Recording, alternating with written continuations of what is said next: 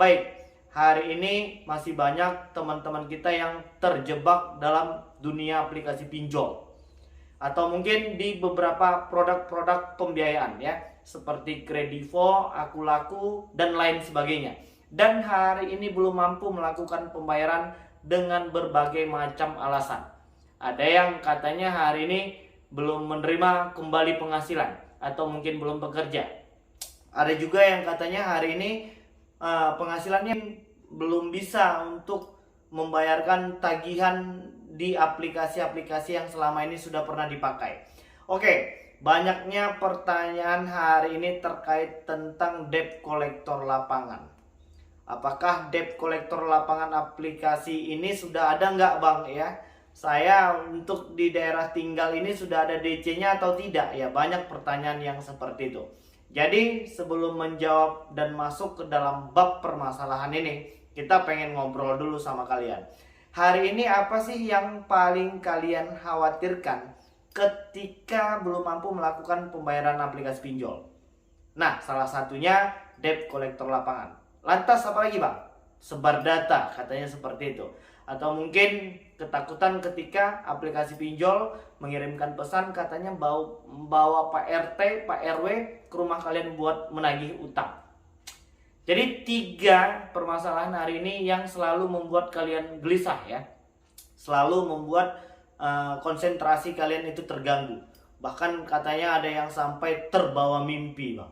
Hari ini kehidupan gua jadi terganggu karena terus-terusan diuber-uber sama aplikasi pinjol. Jadi aku pengen mengingatkan, apapun hari ini situasi dan kondisinya terkait tentang masalah aplikasi pinjaman uang online, jangan difikirkan, jangan baper, jangan segala sesuatunya itu dibawa serius. Ya, yang penting aku mengajak kalian itu untuk tetap meluruskan niat, membersihkan hati, dan terus berusaha dan berdoa agar kita semua bisa segera terbebas dari segala macam permasalahan ini. Masalah ini tidak besar, kecil sekali.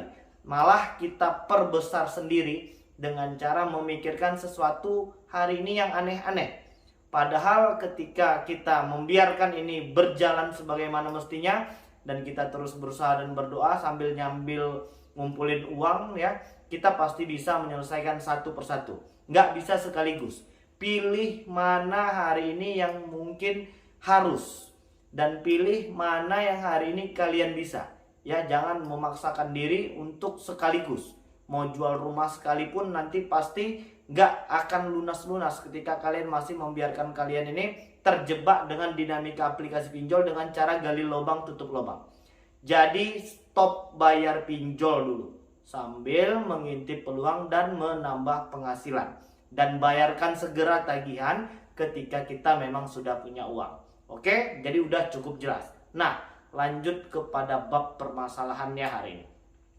Aplikasi apa aja sih Bang yang memang sudah benar-benar punya debt collector lapangan? Dan pada video kali ini kita pengen ngebahas tuntas antara aplikasi pinjol dan produk-produk pembiayaan. Terkait tentang rilis terakhir 102 aplikasi pinjol legal OJK, mungkin banyak yang bertanya-tanya.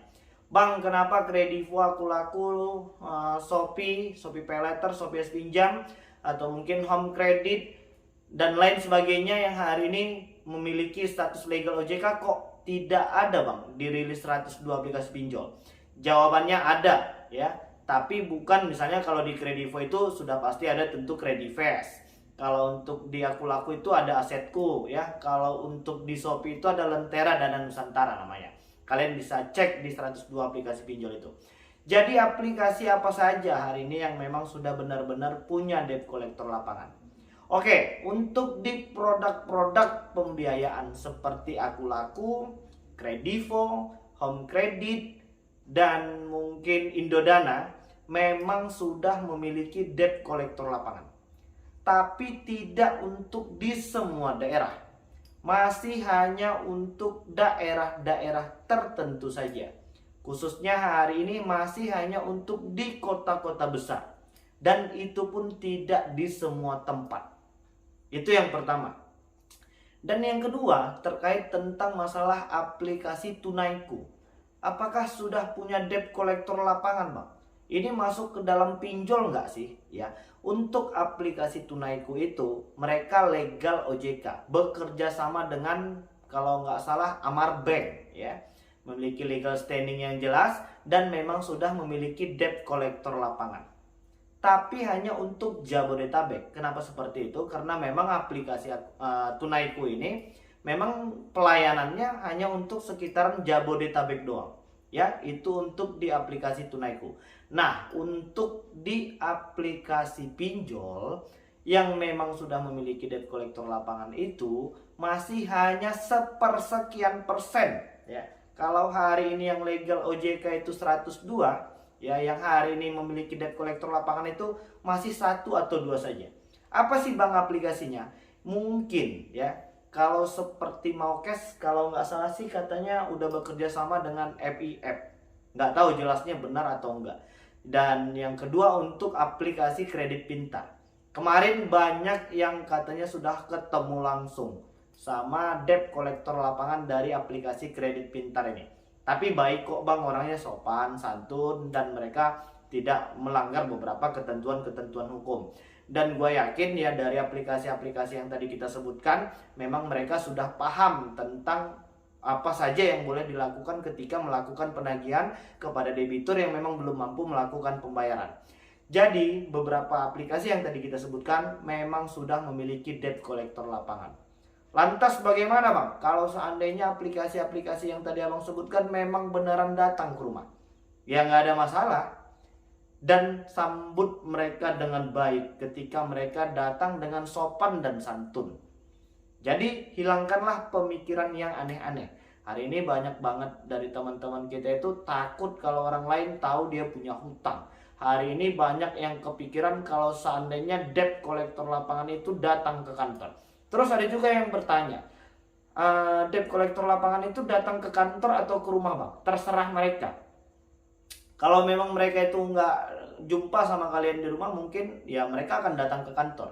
Berdasarkan pengakuan dari teman-teman yang mungkin sudah ketemu langsung di kantor ada, dan kita tidak bisa sebutkan aplikasinya, tapi dengan tanggapan yang baik ya. Mereka nggak bakal buat keributan, mereka tidak akan mengambil barang-barang, dan mereka tidak akan melakukan pelanggaran-pelanggaran hukum atau mungkin bertindak kriminal lainnya seperti melakukan tindakan anarkis, pemukulan dan lain sebagainya. Tidak lagi seperti itu.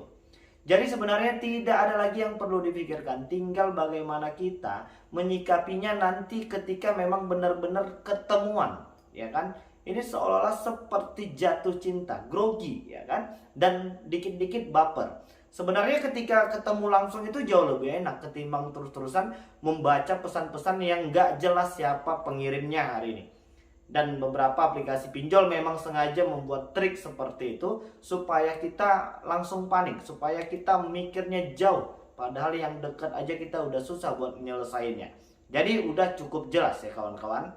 Oke, jadi udah cukup jelas ya. Mudah-mudahan informasi ini bisalah membuat secercah pemikiran baru ya, supaya kita tidak hanya berkutat dalam pemikiran yang masih hanya itu saja. Yang penting kita harus tetap semangat, kita harus sehat, dan kita akan menyelesaikan satu persatu permasalahan ini dengan baik dan benar dengan cara melunasi semua hutang-hutang di aplikasi pinjaman uang online. Oke, jadi mungkin itu yang bisa saya sampaikan dan mudah-mudahan video ini bermanfaat. Assalamualaikum warahmatullahi wabarakatuh.